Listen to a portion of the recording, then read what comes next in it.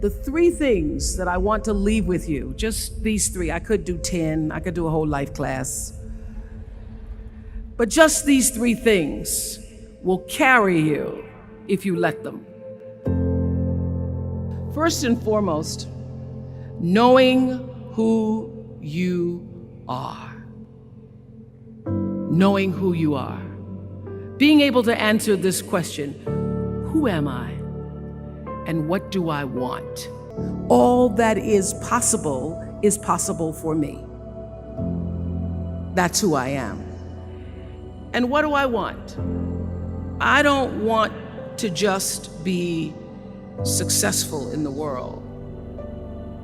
I don't want to just make a mark or have a legacy. The answer to that question for me is I want to fulfill the highest, truest expression of myself as a human being. Who am I really? My answer is I am God's child. I am that which is born of all that is. I am, as Pierre de Chardin said, a spiritual being having a human experience. Come trailing the breath of the ancestors yet, but trailing the breath of the angels. And understanding that because I am connected to the source of all that is. What I've learned is that's a great metaphor for life.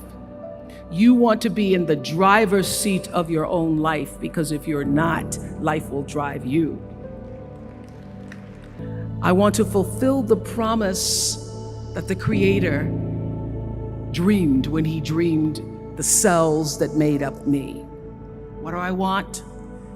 You must have some kind of vision for your life.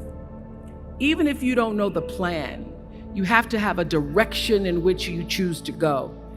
So, knowing who you really are in this space and time that we embody.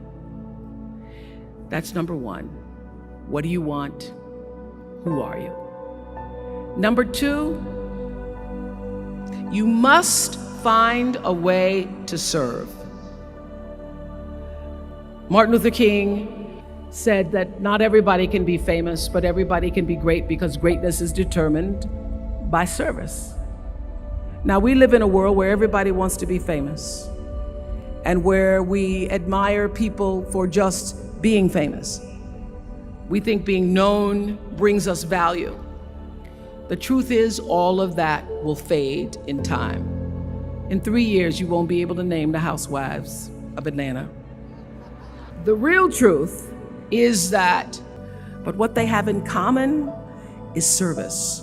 Using the spoken word in service to community and the world. Using your knowledge and information about HIV and AIDS and medicine in service to the world. And if you look at all the most successful people in the world, whether they know it or not, they have that paradigm of service. Everybody's talking about Mark Zuckerberg and the IPO. Service. And the significance that you bring to your service is that which is lasting. So to be able to, whatever your occupation or job or talent or gift is, our honorees today getting doctorate degrees, to apparently opposite fields, HIV and AIDS and the spoken word, service. Jay-Z rapping, service. Through the word, to people, through song. For many years, I was really just happy to be on TV, and people would stop and say, "Oh, you on TV?" "Yeah, I'm on TV. I like being on TV. It's a nice job." And I will tell you, my decision to make that significant change in the way I operated on television, using television as a service, changed my career exponentially. Service through medicine, service through art. using whatever it is you produce, your product, as a way of giving back to the world. And it was about the time that I received my honorary doctorate from Spelman around 1993. So I don't know if that had something to do with it. I thought of myself as Dr. Winfrey. That I went back and I took a long look at what it was I was doing on TV and made a decision that I was no longer going to just be on TV, but I was going to use TV as a platform, as a force for good, and not be used by TV. You shift the paradigm of whatever it is you choose to do to service, and you bring significance to that. Success will, I promise you, follow you. Service and significance equals success. That's number 2. Number 3, it's so simple, but so hard to do. Always do the right thing. Be excellent. People notice. Think of how you notice. You go to Taco Bell, somebody gives you an extra napkin and some sauce. You notice. And what I know is that when you are excellent, you become unforgettable. People remember you. You stand out. Regardless of what it is, you become an unforgettable woman. And that is what we all want. We want to be unforgettable and not forgettable. So doing the right thing, even when nobody knows you're doing the right thing. You want to go back to that person, because even at Taco Bell, excellence shows itself. Be excellent. Let excellence be your brand. Everybody talks about building a brand. I never even knew what that was. When people say, you're a brand, I would say, no, I'm just Oprah. What I recognize now is that my choice to, in every way, in every example, in every experience, to do the right thing and the excellent thing is what has created the brand. I remember many times on my show. There are many shows y'all never saw. And the reason you didn't see them is because I got the last vote. And I remember 2010, my team, hardest working team in television, had done this interview with a woman who turns out she was a Sunday school teacher by day and a sex addict at night. And they were like, you won't believe it.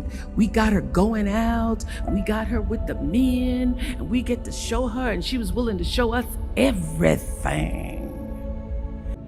We'll always bring the right thing to you. I promise you that. Why? Because the third law of motion is always at work. For every action, there's an equal and opposite reaction. That is so true in all of our lives. You just have to do the right thing, and the right thing will follow you even when people don't support it.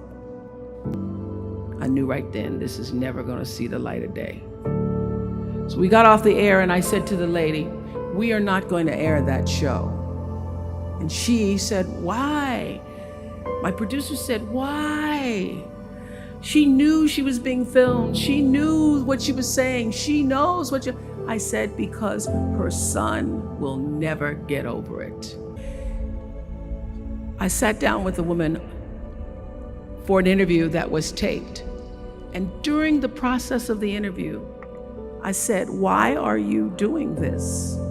And she said, oh, I want to help people. I want to tell my story and I want to help people.